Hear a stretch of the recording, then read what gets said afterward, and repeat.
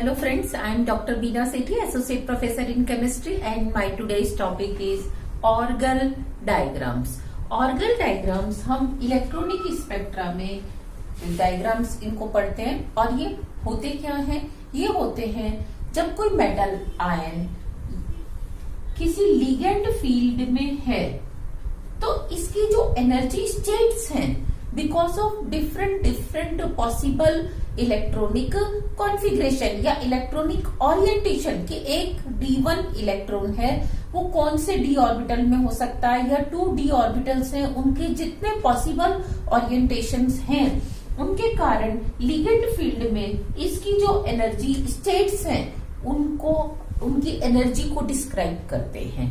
तो ये Orgel diagrams एक तरीके से आप कह सकते हो जो इसकी ग्राउंड स्टेट है मेटल आयन की इन लिगेंड फील्ड वो स्प्लिट हो जाती है डिफरेंट एनर्जीज में, और वो जो डिफरेंट एनर्जी लेवल्स हैं उनके डायग्राम को ही हम क्या कहते हैं? ऑर्गल डायग्राम कहते हैं। अब ऑर्गल डायग्राम्स क्या ऐसे डायरेक्ट हम पढ़ना शुरू कर सकते हैं?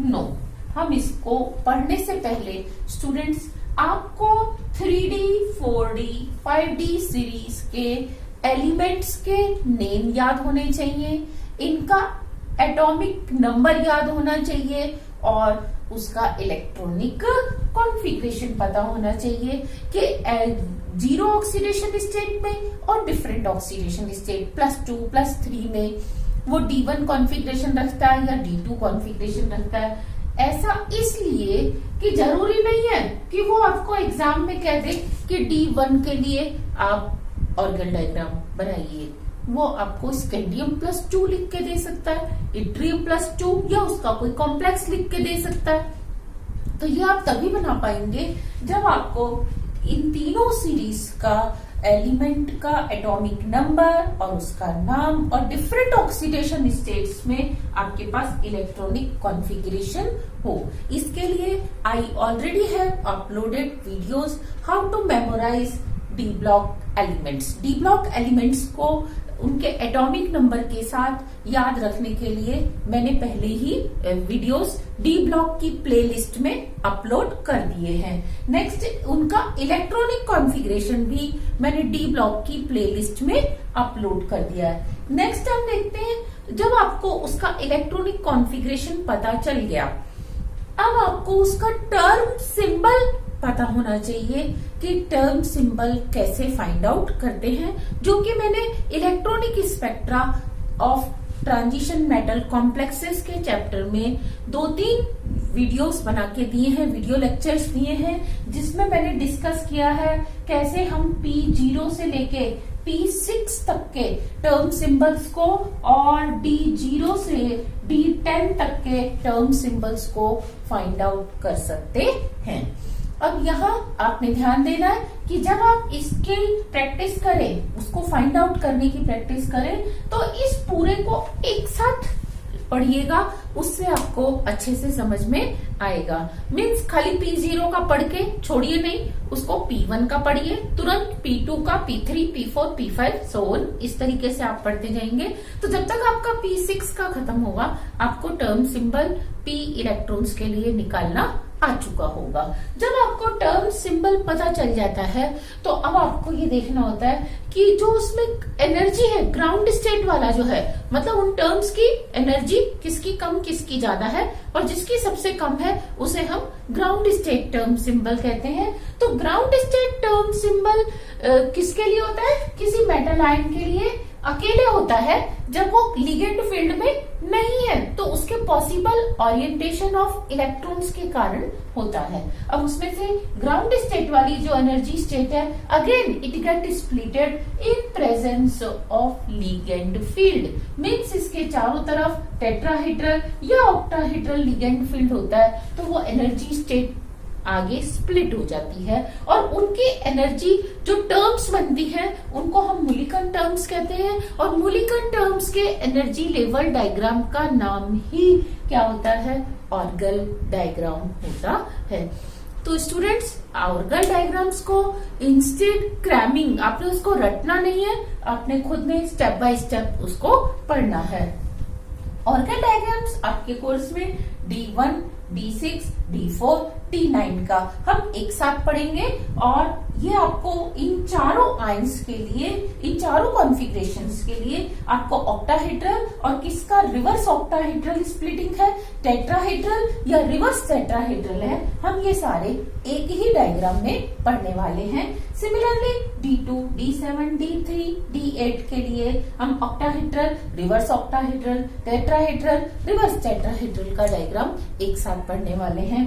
साथ में D0, D5, D10 के लिए जो हमारी टर्म आती है स्पेक्ट्रोस्कोपिक टर्म, वो S आती है और S टर्म जब लिगेंड फील्ड में रखी जाती है तो ये फर्दर स्प्लिट नहीं होती, सिर्फ ये ट्रांसफॉर्म हो जाती है A1G में। तो इसकी एनर्जी जो है वो एक सेम टू सेम या थोड़ी सी इंक्रीज होती है, लेकिन वो स्प्लिट नहीं होती। तो इसलिए हमें इसका डायग्राम ऑर्गल डायग्राम नहीं पढ़ना होता। तो हम यहाँ केवल दो ऑर्गल डायग्राम देखेंगे, एक D1, D6, D4, D9 के केस का और दूसरा D2, D7, D3 and D8 case का।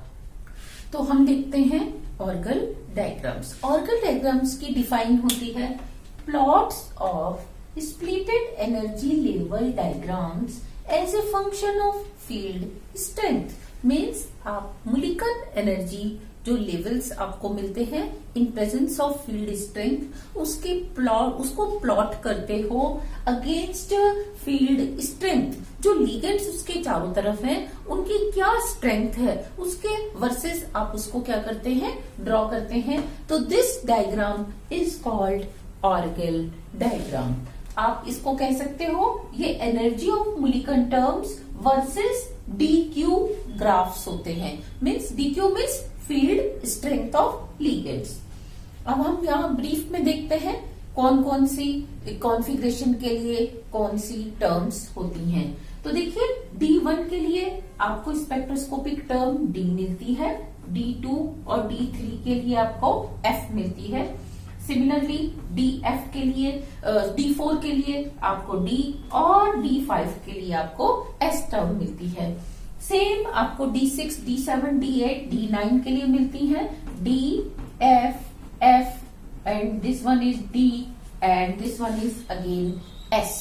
अब हम इसमें देखेंगे कि इसकी मल्टीप्लिसिटी क्या होगी। इसकी होती है मल्टीप्लिसिटी 2, 3, 4, 5, 6 और इसकी मल्टीप्लिसिटी होती है 5, 4, 3, 2, 1। तो ये आपको ग्राउंड स्टेट में इनकी स्पेक्ट्रोस्कोपिक टर्म्स मिल जाती हैं। अब ये लिगेंड फील्ड में एज ए ऑक्टाहेड्रल स्प्लिट होंगे या अपोजिट टू ऑक्टाहेड्रल स्प्लिट होंगे, तो इसका भी अलग से मैंने आपको एक वीडियो लेक्चर दिया है। आपने क्या करना है, उसको पूरा देखना है। अभी मैं आपको उसका ब्रीफ यहाँ बताने जा रही हूँ। D2 के लिए क्योंकि इसमें इलेक्ट्रॉन प्रमोशन होता है, जब इलेक्ट्रॉन एक्साइट होता है तो इलेक्ट्रॉन जिस ऑर्बिटल से एक्साइट हुआ है, रेफरेंस ऑर्बिटल, वो अपने एडजेसेंट ऑर्बिटल के जैसा बन जाता है, बिल्कुल उसमें मैच होता है। तो इसीलिए इसमें आपको मिलती है ऑक्टाहेड्रल स्प्लिटिंग। जबकि 3F में हम क्या देखते हैं, अगर एक इलेक्ट्रॉन एक्साइट होता है तो इसमें भी जो रेफरेंस ऑर्बिटल जिसमें से इलेक्ट्रॉन एक्साइट हो रहा है, after excitement it becomes equivalent two adjacent orbital. तो इसमें भी हम प्रोसेस को, इलेक्ट्रॉनिक ट्रांजिशन को इलेक्ट्रॉन प्रमोशन ही बोलते हैं। इसीलिए इसमें क्या होता है, जब इलेक्ट्रॉन प्रमोशन होता है तो F के केस में ऑक्टाहेड्रल ना होकर अपोजिट टू ऑक्टाहेड्रल स्प्लिटिंग होती है। सिमिलरली जब यहाँ 4F को स्प्लिट करेंगे, यहाँ पे एक इलेक्ट्रॉन जब ट्रांजिशन करेगा तो इलेक्ट्रॉन प्रमोशन नहीं होता, क्योंकि जो रेफरेंस ऑर्बिटल जिससे इलेक्ट्रॉन ट्रांजिट हुआ है या एक्साइट हुआ है, आफ्टर ट्रांजिशन वो अपने एडजेसेंट ऑर्बिटल के जैसा नहीं होता, उसमें कोई मैच नहीं होता। तो इसलिए हम यहाँ इसको बोलते हैं प्रोसेस को होल इन्वर्जन। और होल इन्वर्जन जब F में होगा तो आपको यहाँ पे स्प्लिटिंग मिलेगी अकॉर्डिंग टू ऑक्टाहेड्रल। D में यहाँ पे D4 जब होता है तब आप देखते हैं कि एडजेसेंट ऑर्बिटल के जैसा रेफरेंस ऑर्बिटल बिहेव नहीं करता आफ्टर ट्रांजिशन। तो यहाँ पे भी होल इन्वर्जन होता है, लेकिन डी के केस में जब होल इन्वर्जन होता है तो आपको जो स्प्लिटिंग मिलती है वो अपोजिट टू ऑक्टाहेड्रल मिलती है। आप इसको अपोजिट टू ऑक्टाहेड्रल को 1/OH भी कर सकते हैं, ये सिर्फ मैंने आपको समझाने के लिए बताया है। नेक्स्ट, एस की स्प्लिटिंग नहीं होती है तो आपको इसका ऑर्गल डायग्राम नहीं पढ़ना। यहाँ पे आप देख रहे हैं D5, तो यहाँ पे भी इलेक्ट्रॉन प्रमोशन होता है। इलेक्ट्रॉन प्रमोशन के साथ ही ये क्या करता है, ऑक्टाहेड्रल की तरह ही स्प्लिट होता है। और 4F टर्न, देखो यहाँ D2 की 3F, जबकि D7 की टर्न होती है 4F। इसमें इलेक्ट्रॉन प्रमोशन होता है और F में जब इलेक्ट्रॉन प्रमोशन होता है तो आपको अपोजिट टू ऑक्टाहेड्रल मिलती है। D8 में क्या होगा, 3F टर्म होती है और यहाँ होल इन्वर्जन होता है, इसीलिए आपको अकॉर्डिंग टू ऑक्टाहेड्रल स्प्लिटिंग मिलती है। और 2D में होल इन्वर्जन के साथ आपको 1/ऑक्टाहेड्रल और इसमें स्प्लिटिंग नहीं होती है। तो अभी हम सबसे पहले D1 केस का ऑर्गल डायग्राम डिस्कस करेंगे। Orgel diagram for D1 ion, very simple, very easy. इसमें हमें टर्म मिलती है 2D और 2D spectroscopic term in presence of ligand field. कैसे स्प्लिट होती है, दो पार्ट्स में स्प्लिट होती है, T2G एंड EG, जिन्हें हम मुलिकन टर्म्स भी कहते हैं। तो ये एक 2D टर्म है किसी भी आयन के लिए जिसका की कॉन्फ़िगरेशन D1 है। जब लिगेंड फील्ड स्ट्रेंथ 0 है, means there is no ligand, तो इसकी एनर्जी से इस पॉइंट पे आती है और यहाँ हमने प्लॉट की है energy. So this one is energy axis and this one is strength of ligand, जिसको हम DQ से भी डिनोट करते हैं। अब जब आप जैसे जैसे इसके पास लिगेंड्स, जैसे ये एक मेटल है, आप इसके पास सबसे पहले लिगेंड्स लेके आते हो, लेकिन वो फील्ड स्ट्रेंथ बहुत कम है। आप ऐसे समझ लो बहुत दूर रखा हुआ है आपने, और बीच में मेटल है, लिगेंड्स बहुत दूर हैं, तो इसको जो उनकी फील्ड स्ट्रेंथ मिलेगी वो क्या मिलेगी, कम। या आप इसको ऐसे समझ सकते हैं कि आपने जो लिगेंड्स लगाए हैं उनकी स्ट्रेंथ बहुत कम है। धीरे धीरे आप लिगेंड्स चेंज कर रहे हो, मीन्स वीक लिगेंड से थोड़ा सा स्ट्रॉन्ग, फिर और स्ट्रॉन्ग कर रहे हो। या आप इसको ऐसे समझ सकते हो कि लिगेंड्स को आप बहुत पास लाते जा रहे हो। तो क्या होगा, हम देखते हैं कि जो इसके डी ऑर्बिटल में इलेक्ट्रॉन्स थे उनका ओरिएंटेशन अब चेंज होगा। क्यों होगा, क्योंकि जो पहले डी ऑर्बिटल्स पांचों की एनर्जी सेम थी, हमने term symbol according to that निकाला था कि मेटल में 5-फोल्ड डीजेनरेसी है। लेकिन जब वो डी ऑर्बिटल्स ही स्प्लिट हो जाते हैं तो क्या होगा, इलेक्ट्रॉन्स का ओरिएंटेशन चेंज होगा और मुलिकन टर्म्स आपको मिलेंगी, दो नई एनर्जी स्टेट्स मिलेंगी, एक होती है T2G और एक EG। लेकिन जब फील्ड स्ट्रेंथ कम है, से 10, 20, 30, 40 इस तरह से कम है, तो ये इसका जो गैप है T2G और EG का गैप, ये भी क्या होता है, कम होता है। फिर जब आप स्ट्रेंथ इंक्रीज करते हो ये और इंक्रीज होता है, ये और इंक्रीज होता है और ये सबसे ज्यादा इंक्रीज होता जाता है। तो अब आप यहाँ देखो कि क्या ये इक्वली स्प्लिट होते हैं, नहीं, क्योंकि जो T2G स्टेट है ये ट्रिपली डीजनरेट होती है, तो इसकी एनर्जी जितनी कम होती है मेन डी स्टेट से, EG डबली डीजनरेट है, तो इसके दोनों ओरिएंटेशंस की एनर्जी उतनी ही ज्यादा इंक्रीज होती है, तो एवरेज रिमेन्स सेम। तो इसके लिए आप कह सकते हो कि अगर EG और T2G का गैप डेल्टा से डिनोट करें, और क्योंकि ऑक्टाहेड्रल हम डिस्कस कर रहे हैं पहले, तो हम इसको सिंपली डेल्टा O से डिनोट कर सकते हैं। तो what will be the magnitude between barycentre and T2G, it will be 2/5 delta O। और हम बात करें magnitude between EG and barycentre, इस लाइन को हम बेरी सेंटर कहते हैं, मीन्स जहां पे स्प्लिटिंग नहीं होती तो उस डी टर्म की एनर्जी क्या होती। तो ये EG का गैप होता है 3/5 डेल्टा O।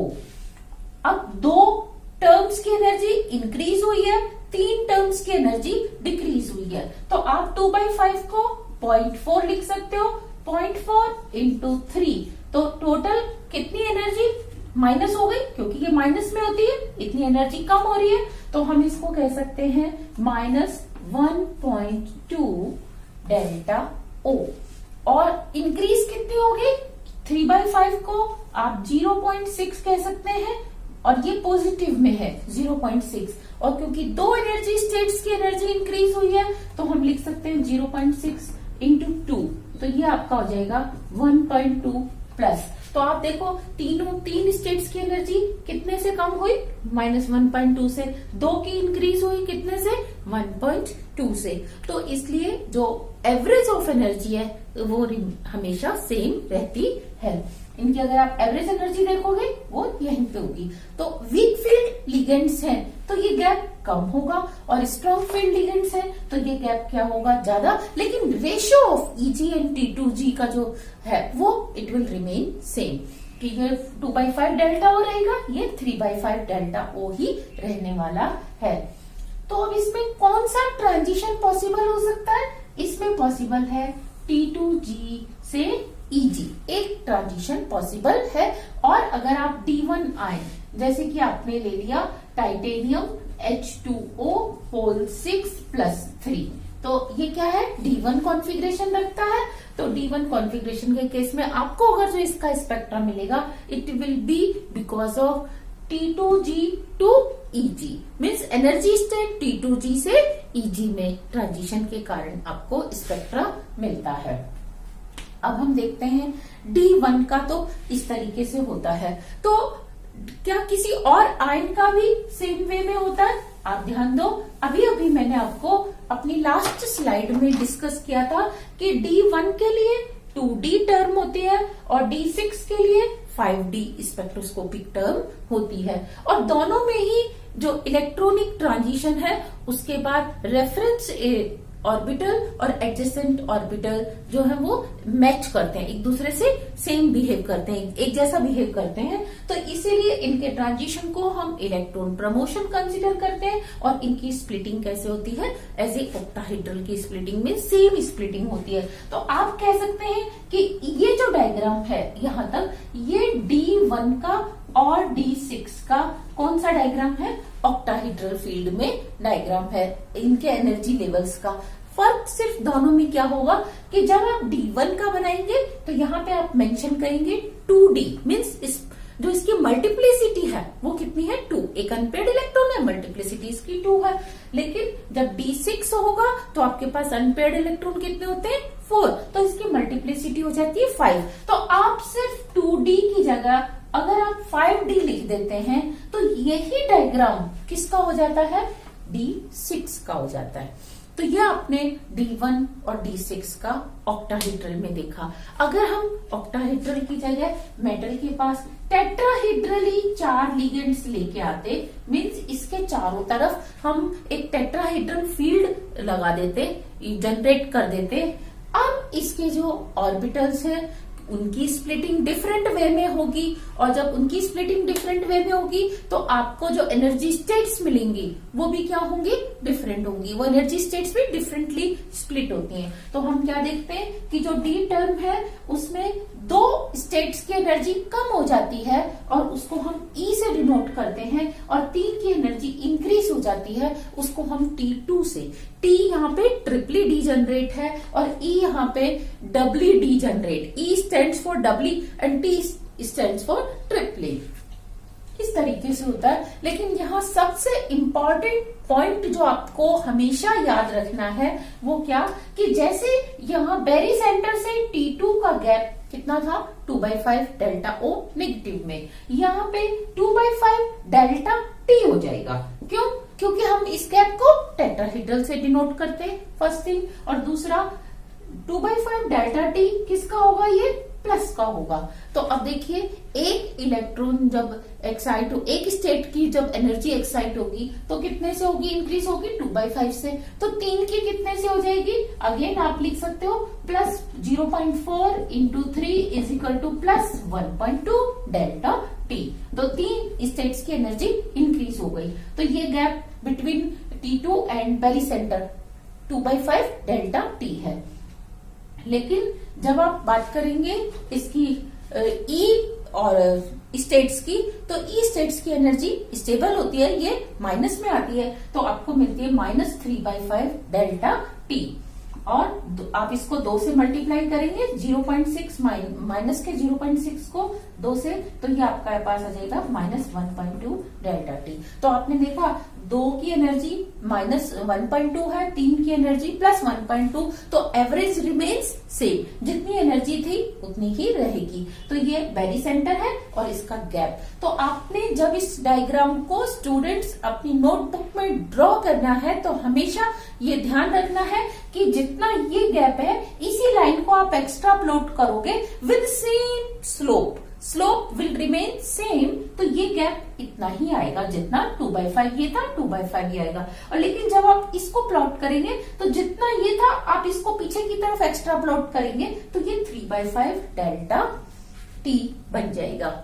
यहां ध्यान देना, ये मैंने सिर्फ एक क्वालिटेटिव डायग्राम आपके साथ डिस्कस किया है। एक्चुअली डेल्टा ओ और डेल्टा टी की वैल्यू सेम नहीं होती है। क्यों नहीं होती सेम? क्योंकि डेल्टा ओ में जो है it is because of 6 ligands, 6 ligands के पास आने से स्प्लिटिंग है, लेकिन डेल्टा टी क्या है? 4 लिगेंड्स के पास आने से स्प्लिटिंग है। दूसरा, जब ऑक्टाहेड्रली स्प्लिटिंग होती है तो लिगेंड्स जो अप्रोच करते हैं वो बिल्कुल हेड टू हेड करते हैं, जबकि टेट्राहेड्रल में no ligands approach head to head, वो बस कम डिस्टेंस और ज्यादा डिस्टेंस का मैटर होता है। तो इसलिए ये गैप, टोटल गैप इस गैप के बराबर नहीं होता डेल्टा टी के केस में, लेकिन उनका जो रेशियो है वो कांस्टेंट होता है। ये 2/5 डेल्टा ओ है तो ये 2/5 डेल्टा टी होगा, चाहे ये इतना ही हो, सपोज इतना ही हो, तो रेशियो विल रिमेन सेम।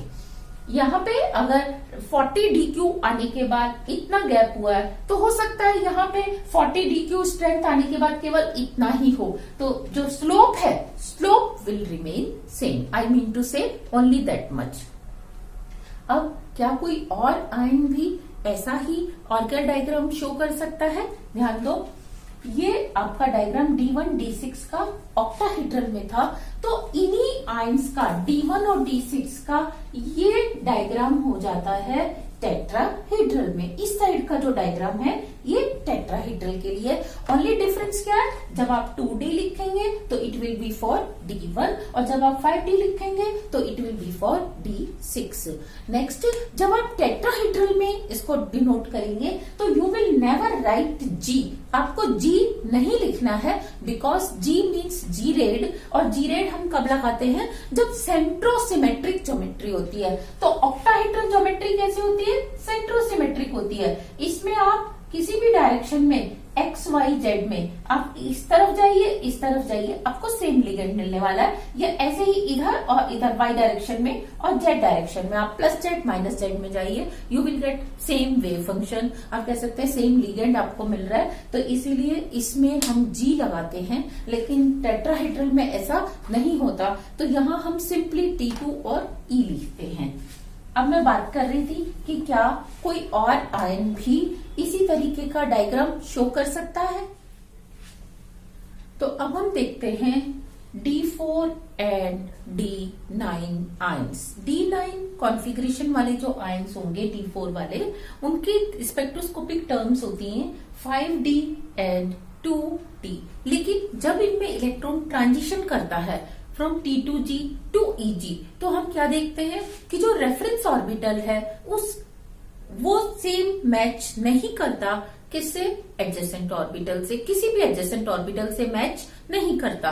तो इसीलिए हम यहाँ प्रोसेस को बोलते हैं होल इन्वर्जन, कि एक होल ऊपर से नीचे आ गया, तो हम इस प्रोसेस को सिर्फ होल इन्वर्जन कहते हैं। और जब होल इन्वर्जन होता है डी के केस में, मतलब स्पेक्ट्रोस्कोपिक टर्म डी हो और होल इन्वर्जन हो रहा हो, तो स्प्लिटिंग जो है वो अपोजिट टू ऑक्टाहेड्रल होती है। और जब अपोजिट टू ऑक्टाहेड्रल होती है तो क्या होगा? देखो D4 के केस में जब आप इसको D4 वाले आयन को आप ऑक्टाहेड्रल फील्ड में रखोगे तो वो ऐसे स्प्लिट होगा जैसे कि टेट्राहेड्रल में स्प्लिट होता है। मीन्स E की एनर्जी नीचे होगी, T2G की एनर्जी ऊपर होगी। और जब इसी ग्राफ को आप D4 के लिए बनाएंगे तो इस तरीके से बनाएंगे, लेकिन इसके साथ हम क्या लिख देंगे, Eg, क्योंकि अब ये ऑक्टाहेड्रल के लिए है, और इसके साथ हम क्या लिख देंगे, T2G। तो D4 का ऑक्टाहेड्रल में स्प्लिटिंग इस तरीके से होगी। तो ये जो ग्राफ है ये D4 ऑक्टाहेड्रल को रिप्रेजेंट करता है। अब बात करें हम D9 की, तो D9 में क्या होगा, 5D टर्म होगी। D4 के केस में यहाँ आपको 2 मेंशन करना है, और D9 के केस में D4 के केस में 5 मेंशन करना है, जबकि D9 के केस में आपने 2 मेंशन करना है। तो अब अगर मैं D9 का डायग्राम बनाऊं तो वो भी होल इन्वर्जन की तरह है, तो इसी तरीके से होगा, सिर्फ यहाँ पे आप 5D की जगह क्या मेंशन कर देंगे, 2D। तो ये डायग्राम किसका बन जाएगा, अब सेम, क्योंकि ये अपोजिट टू ऑक्टाहेड्रल है, कि नॉर्मल ऑक्टाहेड्रल में T2G का नीचे Eg का ऊपर होता है, लेकिन D4 के ऑक्टाहेड्रल में आप देखेंगे Eg का नीचे है एनर्जी और T2G की एनर्जी ऊपर है। सिमिलरली D9 में, तो जब इनका ऑक्टाहेड्रल इस तरीके से है तो इसमें ट्रांजिशन कैसे होगा, इसमें ट्रांजिशन होगा Eg से T2G में होगा। और आप ध्यान दो, जब Eg से T2G में होगा तो कौन सा प्रोसेस हो रहा है वो आपसे पूछेगा कि बिकॉज ऑफ विच ट्रांजिशन ये कलर शो कर रहा है, तो आपने बताना है Eg टू T2G। और D1 का पूछे आपसे ऑक्टाहेड्रल में तो T2G टू Eg, और D1 का टेट्राहेड्रल में पूछे तो E टू T2, फिर आप G नहीं बोलेंगे। तो इस तरीके से आपने टर्म्स को धीरे धीरे समझना है। नेक्स्ट, अगर हम D4 D9 को ऑक्टाहेड्रल की जगह टेट्राहेड्रल में देखें, मीन्स इनके चारों तरफ हम टेट्राहेड्रल फील्ड लगा दें, तो हम क्या देखते हैं, तब इनकी स्प्लिटिंग कैसे होती है, जैसे कि सिमिलर टू ऑक्टाहेड्रल। मतलब अब ये ऐसे बिहेव करते हैं जैसे ऑक्टाहेड्रल हो, जबकि है क्या, ये टेट्राहेड्रल है। तो D4 D9 का टेट्राहेड्रल में डायग्राम बिल्कुल ऐसा डायग्राम होता है। अब क्योंकि ये टेट्राहेड्रल का डायग्राम है तो आप इसमें यहाँ T2 लिखेंगे और यहाँ क्या लिखेंगे, E लिखेंगे। तो यही डायग्राम किसका बन जाएगा, D4 D9 का टेट्राहेड्रल। और अगर आपसे कोई पूछे कि अब इसमें कौन सा ट्रांजिशन हो रहा है, तो आप क्या मेंशन करेंगे, T2 टू E, ये वाला ट्रांजिशन है जिसके कारण ये कलर शो कर रहा है। तो this was all about Orgel diagrams of how many ions, 8 ions in how many fields, 2 fields. 2 fields कौन से, कि आप कहेंगे octahedral field and tetrahedral field. यहाँ मैं आपको एक छोटी सी बात और मेंशन करना चाहती हूँ, जो आगे चल के आपको टेनेबो-सुगैनो डायग्राम, जो इसका नेक्स्ट हमारा टॉपिक है, उसमें आपको बहुत हेल्प करेगी। कि अभी आपने देखा जैसे जैसे आप फील्ड स्ट्रेंथ बढ़ाते जा रहे हैं, इनका जो गैप है वो क्या होता जा रहा है, इंक्रीज होता जा रहा है। तो जब तक DQ की वैल्यू कम है तो इलेक्ट्रॉनिक कॉन्फ़िगरेशन कैसे होगा, according to weak field. Weak field means ये अगर 2 Eg ऑर्बिटल है, ये 3 T2G ऑर्बिटल है, तो 1 इलेक्ट्रॉन पहले इधर आएगा, फिर सेकंड इलेक्ट्रॉन इधर आएगा, थर्ड इधर आएगा, लेकिन फोर्थ कहाँ जाएगा, फोर्थ इलेक्ट्रॉन यहाँ जाएगा। कब, जब DQ की वैल्यू कम है। लेकिन एक पॉइंट ऐसा आएगा कि जहां पे आप DQ को अगर और इंक्रीज करते हो तो ये इलेक्ट्रॉन ऊपर से किस में आ जाएगा, नीचे आ जाएगा। क्यों, तो यहाँ पे स्पिन क्रॉस हो गई, मीन्स जो पहले हाई स्पिन था, हाई स्पिन से अब वो लो स्पिन में कन्वर्ट हो गया। तो यहाँ आपको ये बात आगे टेनेबो-सुगैनो डायग्राम जब हम पढ़ेंगे तो वहां आपको स्पिन क्रॉसओवर ये एक टर्म आएगी, तो उसको आप यहाँ थोड़ा सा समझ लीजिए कि व्हाट इज स्पिन क्रॉसओवर। कि DQ की एक ऐसी वैल्यू आती है जिससे पहले कॉम्प्लेक्स कैसे बिहेव करता है, हाई स्पिन की तरह, लेकिन उसके आगे वो कैसे बिहेव करता है, लो स्पिन की तरह, क्योंकि ये गैप धीरे धीरे इंक्रीज होगा और एक बार इतना इंक्रीज हो जाएगा कि वो ग्रेटर देन हो जाएगा पेयरिंग एनर्जी। जैसे पेयरिंग एनर्जी से ग्रेटर देन होगा तो electron will prefer to get paired instead of going into higher energy Eg orbitals. Similarly यहाँ पे एक एनर्जी स्टेट ऐसी आएगी, एक मतलब फील्ड स्ट्रेंथ ऐसी मिलेगी आपको जिसमें वो पहले वीक फील्ड में हाई स्पिन था, लेकिन हाई स्ट्रॉन्ग फील्ड में क्या हो जाएगा, वो लो स्पिन। तो हाई स्पिन से लो स्पिन में क्रॉस ओवर हो जाता है स्पिन का, यही स्पिन क्रॉस ओवर कहलाता है। तो this was all about D1, D2, D1, D6, D4, D9 in octahedral and in tetrahedral अब हम D2 कॉन्फ़िगरेशन के लिए ऑर्गल डायग्राम्स की स्टडी करेंगे।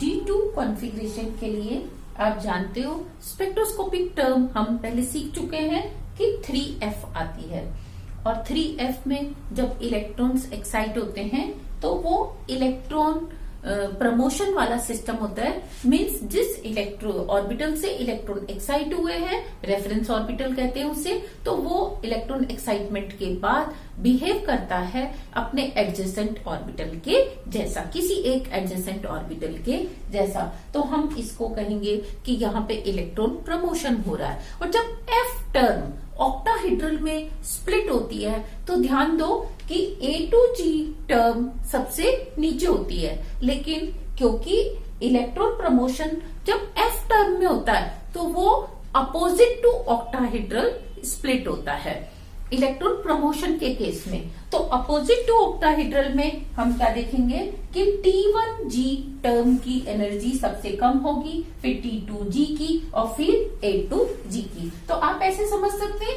कि जो F टर्म है वो 3 पार्ट्स में स्प्लिट हो जाती है। First T1G, second T2G, next A2G।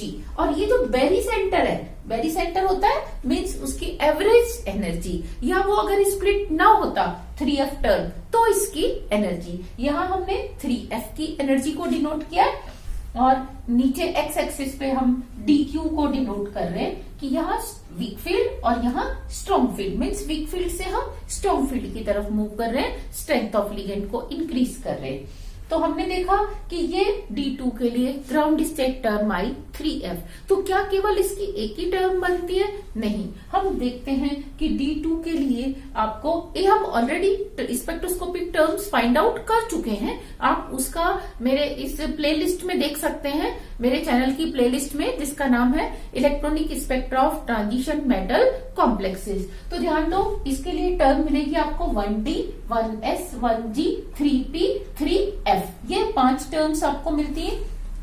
अब अगर हम इसमें स्टेबिलिटी के लिए रूल्स को लगाएं, सिलेक्शन रूल्स को लगाएं, तो हम क्या देखते हैं, इनकी मल्टीप्लिसिटी 1 है तो ये कम स्टेबल होंगे, मीन्स इनकी एनर्जी हाई होगी। तो ये तो बात पक्की है कि इन दोनों में क्या होगा, स्टेबिलिटी होगी ज्यादा, क्योंकि ये ट्रिपलेट स्टेट्स हैं। अब दोनों में टाई है तो हम क्या देखते हैं, जब दोनों की मल्टीप्लिसिटी बराबर होती है तो हम सेकंड रूल को फॉलो करते हैं, वो होता है maximum value of orbital angular momentum. तो मैक्सिमम वैल्यू, इसके लिए L की वैल्यू आपके पास आती है 3 और इसके लिए L की वैल्यू होती है 1। तो ये ज्यादा स्टेबल है, तो हम देखते हैं 3F की एनर्जी कम होती है और इससे थोड़ी सी ज्यादा होती है कौन सी टर्म की एनर्जी, 3P की। लेकिन जब हम इस मेटल आयन को लिगेंड फील्ड में रखते हैं तो 3F टर्म तो स्प्लिट होती है 3 पार्ट्स में, लेकिन जो P टर्म है, P वो आगे सिंगल उसमें ही रहती है, सिंगली जनरेट ही रहती है और ये स्प्लिट नहीं होती। बस इसका नाम चेंज हो जाता है T1G-P। मीन्स क्योंकि F में भी आपको T1G मिल रहा है, P में भी आपको T1G, तो ये सिर्फ ट्रांसफॉर्म हो जाती है P से किसमें, T1G में। अब ध्यान दो, अगर मल्टीप्लिसिटी 3 है तो हम सबके ऊपर 3 लिख देंगे कि ये 3T1G, 3T2G, 3A2G। और अगर मल्टीप्लिसिटी D3 के केस में 4F आएगी तो हम यहाँ पे 4F मेंशन कर देंगे। अब हमने देखना है कि 3F टर्म कैसे स्प्लिट होती है। ये देखो, ये इसका बेरी सेंटर है। बेरी सेंटर से 3 स्टेट्स, हमने देखा था कई माइक्रो स्टेट्स होती हैं, उनके कई ग्रुप्स बनते हैं, उन ग्रुप्स को हम स्पेक्ट्रोस्कोपिक टर्म से डिनोट करते हैं। ये अब जब स्प्लिट हुई तो हमने देखा 3 स्टेट्स की एनर्जी बेरी सेंटर से कम होती है, मींस नेगेटिव हो जाती है, वो ज्यादा स्टेबल होते हैं। और कितनी एनर्जी से कम होती है, 3/7 डेल्टा। अगर ये पूरी वैल्यू A2G से लेके T1G का जो गैप है, if it is denoted by delta O या डेल्टा, तो इसकी वैल्यू होती है -3/7। तो आप अब बताओ, तीनों स्टेट्स की टोटल कितनी एनर्जी कम हो गई, ये आपकी कम हो गई -3/7 इंटू 3 मीन्स -9/7। -9/7 से 3 स्टेट्स की एनर्जी बेरी सेंटर के कंपैरिजन में लेस हो गई है। अब हम देखते हैं T2G। अगेन दे आर 3 और इस T1G को हम F से भी डिनोट करते हैं क्योंकि ये F के स्प्लिटिंग से मिली है आपको। T2G 3 की एनर्जी इंक्रीज हो जाती है बेरी सेंटर से, लेकिन कितनी एनर्जी से? 1/7 डेल्टा प्लस।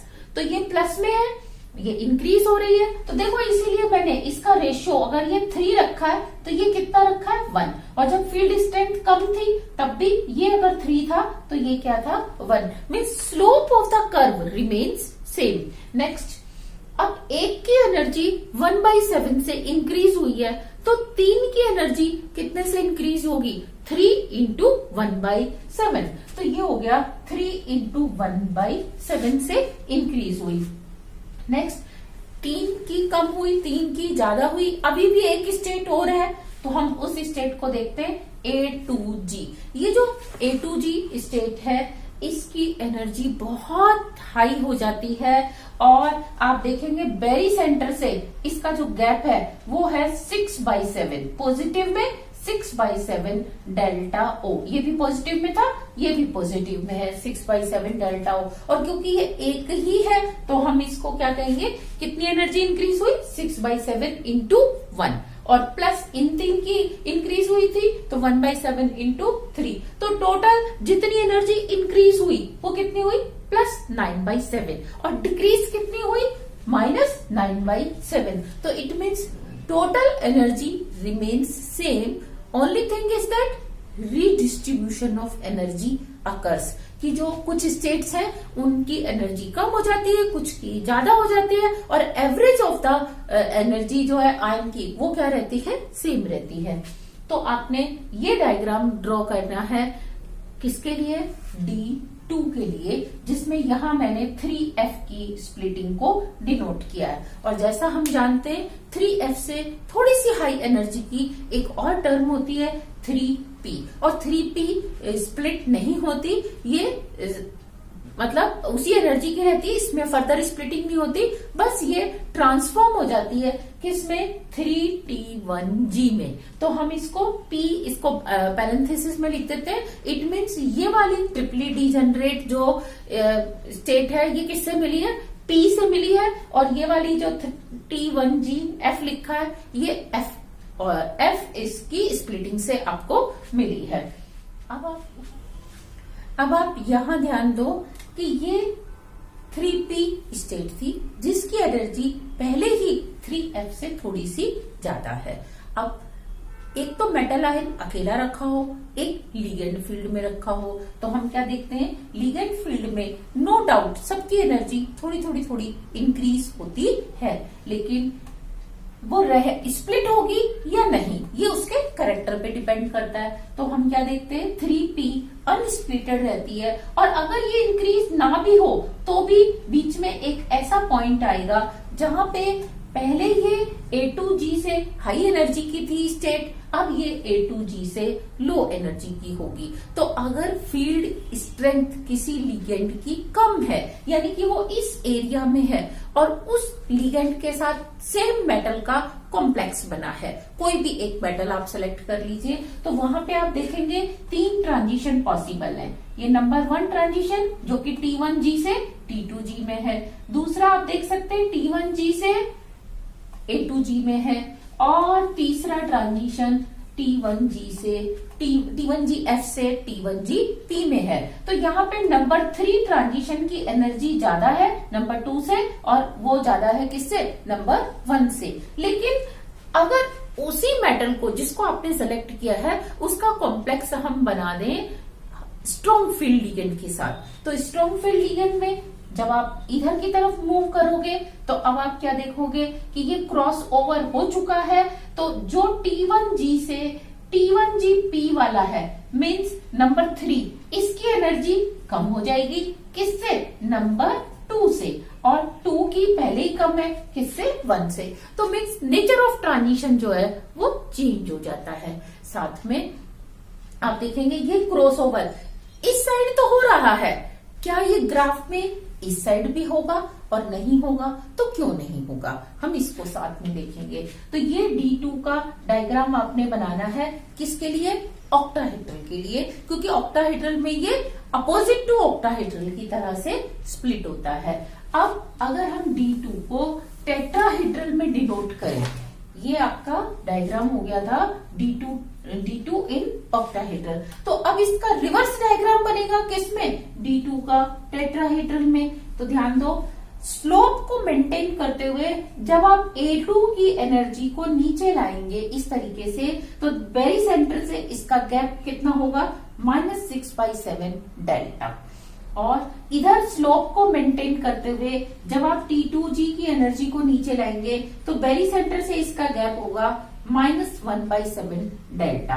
और इधर T1G की एनर्जी को जब आप अप लेके जाएंगे बेरी सेंटर से, तो आप देखेंगे इसका गैप होगा +3/7 डेल्टा।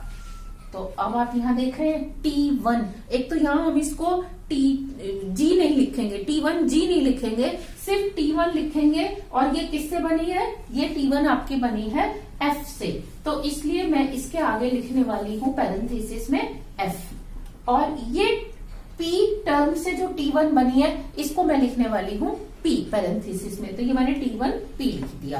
ध्यान दो, एक तो ये वैसे ही इसका गैप स्लोप कम होने से कम है, ये नीचे है, तो अगर मैं इसको सीधा सीधा में लेके आती तो भी क्या होता, ये इसके साथ क्रॉस ओवर नहीं करती, क्योंकि यहाँ आपने देखा था 6/7 था, जबकि ये कितना है 3/7 है। एक तो ये रीजन है, दूसरा आप देखेंगे T1 सेम सिमेट्री है, तो जब इनकी सिमेट्री सेम है तो आप देखते हैं जब सेम सिमेट्री के दो ऑर्बिटल्स पास आते हैं, दो एनर्जी स्टेट्स पास आते हैं, तो उसमें क्या होता है, रिपल्शन होता है। जो हाई एनर्जी की स्टेट है वो थोड़ी सी और हाई हो जाती है, और जो लो एनर्जी की स्टेट है वो थोड़ी सी और लो हो जाती है, और ये क्रॉस ओवर नहीं करते सेम सिमेट्री की जो एनर्जी स्टेट्स होती हैं। यहाँ पे क्रॉस ओवर क्यों हो गया था, क्योंकि उनकी सिमेट्री अलग थी, ये सिंगली डिजनरेट था, ये ट्रिपली डिजनरेट था, जबकि यहाँ दोनों ही क्या है, T1G सिमेट्री के हैं, तो ये एक दूसरे को क्रॉस ओवर नहीं करते। तो अब इसमें आपको किस टाइप के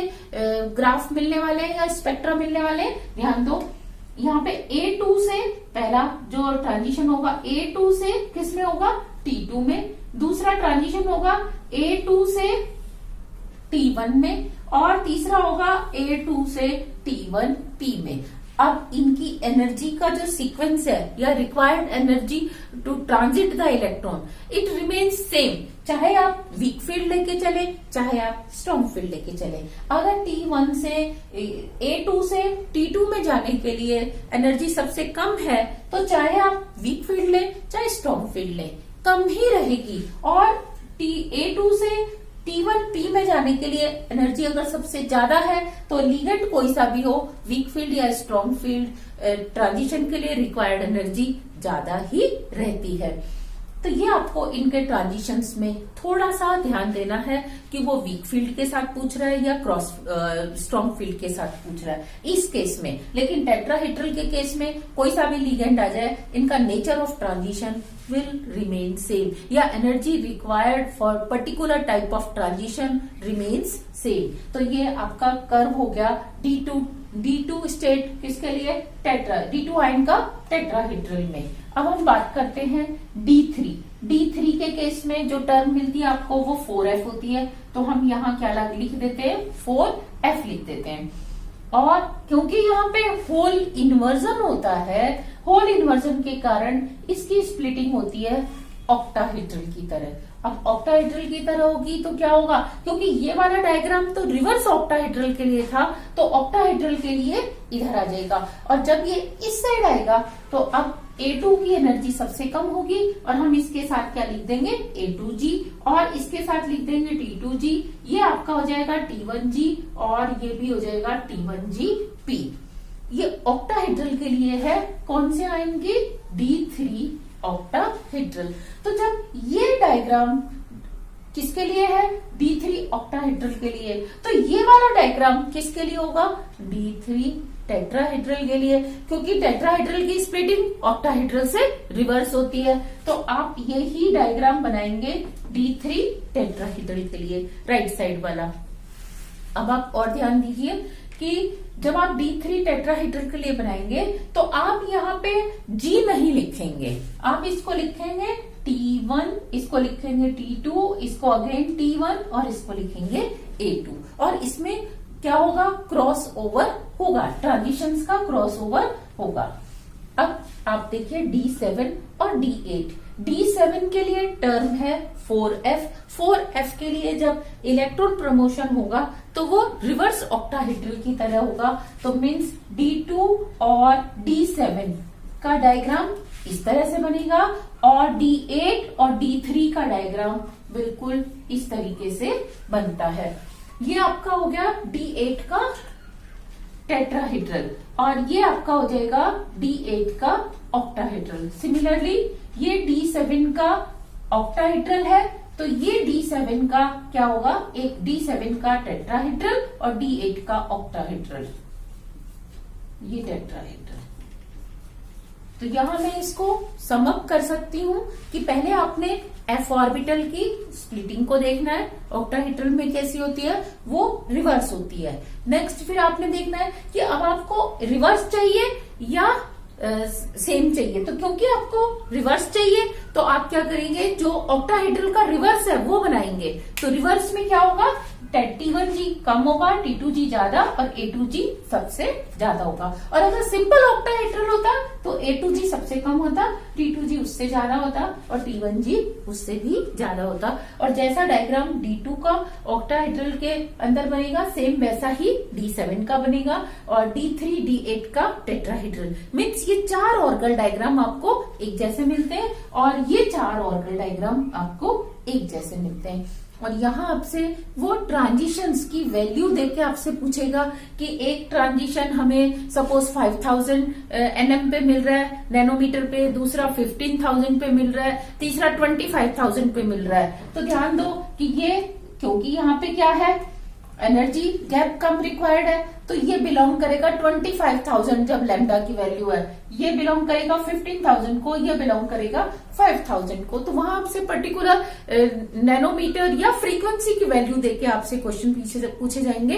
तो मैं अपने नेक्स्ट लेक्चर में आपके साथ स्पेक्ट्रा पे बेस्ड न्यूमेरिकल्स करने वाली हूँ। अभी मैंने आपको डिस्कस किया है D1 से D2, D3, D4 और फिर D6 से D7, D8, D9 के ऑर्गल डायग्राम्स। आप इसको अच्छे से बार बार रिवाइज करके पढ़िए। आई होप कि आपको ये अच्छे से समझ में आएगा। और अगर ये आपको अच्छे से समझ में आया तो please don't forget to press like button. आप लाइक बटन दबा के मेरे को अप्रिशिएट या मेरे को एनकरेज कर सकते हैं। Thank you.